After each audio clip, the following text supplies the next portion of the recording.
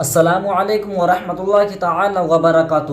امید کرتا ہوں کہ سبھی حضرت خیر و عافیت سے ہوں گے۔ آج ہم سید امین القادری صاحب کا بڑا ہی پیارا بیان لے کر کے آپ کے سامنے حاضر ہوئے ہیں رمضان شریف کے تعلق سے۔ جو ہم رمضان رکھتے ہیں تو رمضان رکھنے سے کتنی بیماری دور ہوتی ہیں ہمیں معلوم نہیں ہے، پر آپ اس بیان کو سنیں گے تو آپ کو معلوم ہو جائے گا کہ رمضان رکھنے سے کتنی بیماری دور ہوتی ہے۔ اور جو رمضان نہیں رکھتے ہیں وہ اس بیان کو ایک بار سنیں گے تو پچھتاوا کریں گے، کاش ہم بھی رمضان رکھتے۔ ہماری کوئی سی ویڈیو دیکھنا یا مت دیکھنا، پر اس ویڈیو کو مت چھوڑ دینا، اس لیے کہ یہ ویڈیو آپ کے لیے بہت خاص ہونے والی ہے۔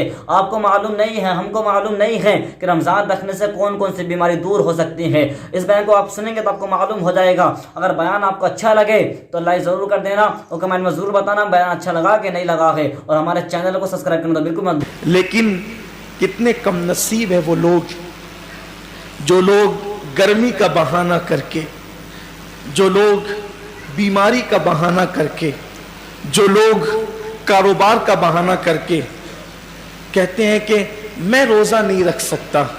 دھوپ کتنی ہے مولانا، کتنی دھوپ ہے، میں روزہ نہیں رکھ سکتا۔ گرمی کی شدت کتنی ہے، میں روزہ نہیں رکھ سکتا۔ میں بیمار ہوں۔ کیا بیماری ہے؟ بخار آ گیا۔ کیا بیماری ہے؟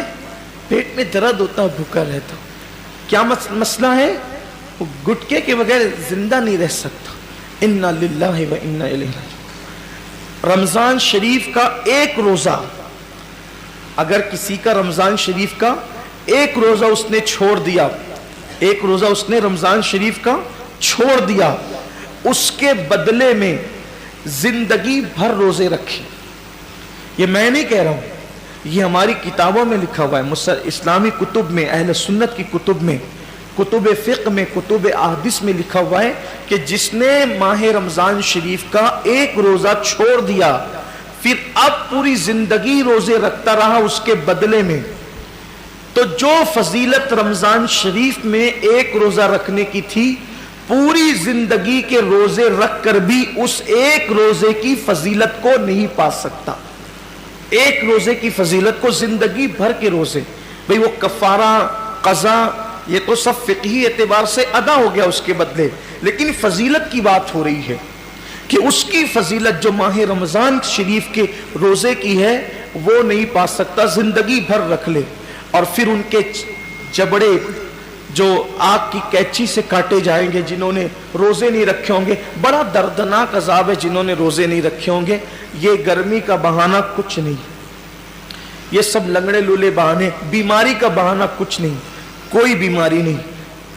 ڈاکٹر صحیح کہہ رہا ہے یا اللہ کے رسول کا فرمان صحیح ہے؟ سرکار ابد قرار صلی اللہ علیہ وسلم فرماتے ہیں روزہ رکھو صحت مند ہو جاؤ گی۔ یعنی روزے میں بیماری نہیں ہے، روزے میں شفا ہے، روزے میں شفا ہے۔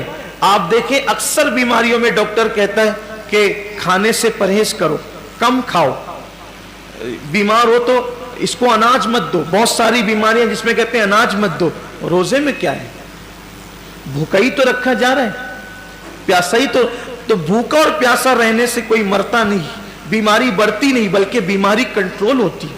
بلکہ اللہ عز و جل نے انسان کے جسم میں ایسی چیزیں پیدا کی ہے کہ جب وہ بھوکا رہتا ہے، صرف بھوکا رہتا ہے، تو بھوک کے وقت وہ کچھ مخصوص مادے نکلتے ہیں جو انسان کی صحت کے لیے بے پناہ مفید ہے، اور اس سے کوئی بیماری نہیں۔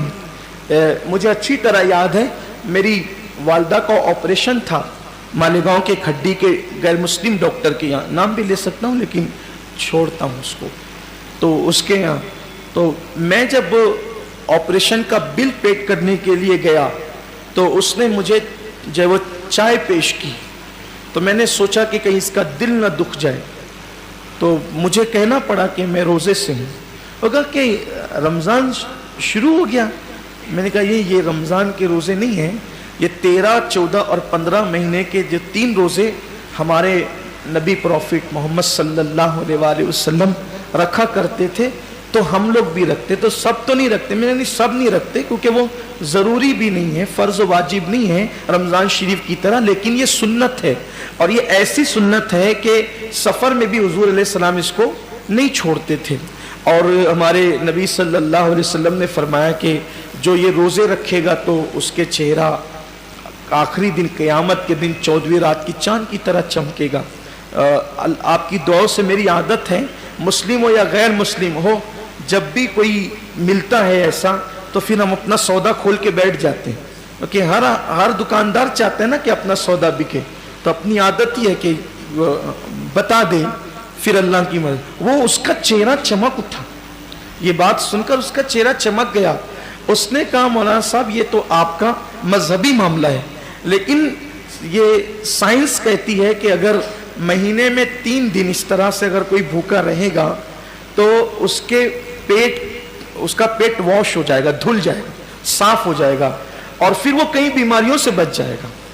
फौरन मेरी ज़बान पे हुजूर अलैहिस्सलाम के लिए दुरूद आ गया कि लोग आज कह रहे हैं, मेरे महबूब ने फरमाया कि इसको हो सके तो रखो, और बल्कि इसको हुजूर ने सफ़र में भी नहीं छोड़ा।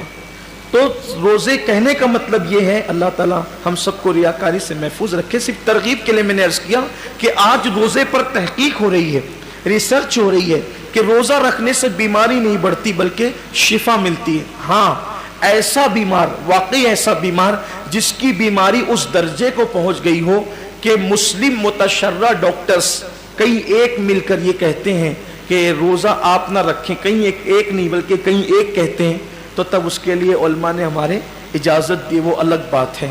लेकिन ये छोटी मोटी बीमारियां कि सर दर्द हो रहा है, पेट दर्द हो रहा है, बुखार आ गया है, एक्सीडेंट हो गया, पैर में चोट आ गई है, हाथ टूट गया है, इन बीमारियों के अंदर रोज़ा कैसे छोड़े?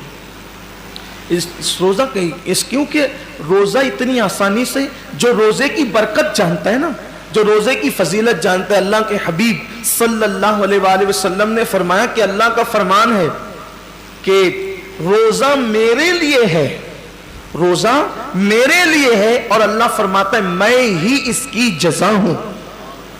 रोज़ा मेरे, यानी हर अमल की जज़ा जन्नत हो सकती है, हर अमल की जज़ा जन्नत हो सकती है, रोज़े की जज़ा ज़ाते बारी ताला है।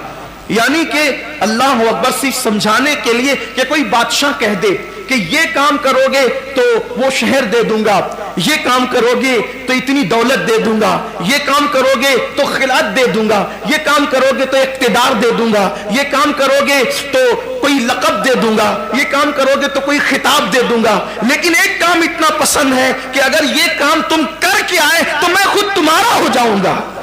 बादशाह कहे कि मैं खुद तुम्हारा हो जाऊंगा।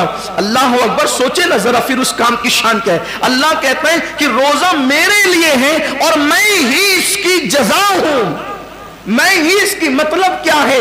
अब मतलब तो अल्लाह उसका रसूल इसकी मुराद जाने, लेकिन सूफिया कहते हैं, रोजेदार से कह रहा है रोजा रख मैं तेरा हो जाऊंगा, रोजा रख मैं तेरा हो जाऊंगा। और एक रिवायत में यूं भी आया है कि जो रोजा रखेगा इसका मतलब यह है कि मैं ही उसकी जज़ा हूं। मतलब रोजेदार को अल्लाह अपना दीदार कराएगा, रोजेदारों को अल्लाह का दीदार नसीब होगा। ये तो बातें थी तमहीद के तौर पर, लेकिन ये सारी फजीलत उनको नसीब होना है जो रोजेदार हैं, सारी फजीलत उनको नसीब होना है जो रोजेदार है।